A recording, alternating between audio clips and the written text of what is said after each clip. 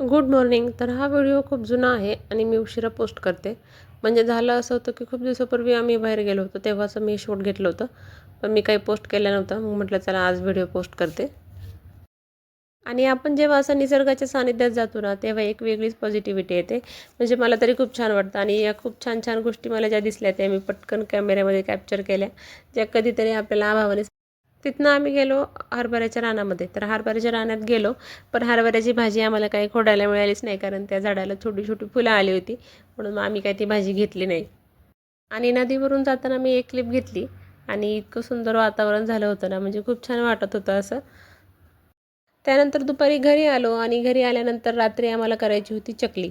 आता दिवाळी होऊन तर बरेच दिवस झाले, पण आता थोडंसं पीठ राहिलं होतं म्हणून मला चकली करायची होती. आणि चकली करताना मला असं वाटलं होतं की पटकन होईल म्हणून, पण ते एवढ्याशाच पिठाला मला खूप वेळ लागला.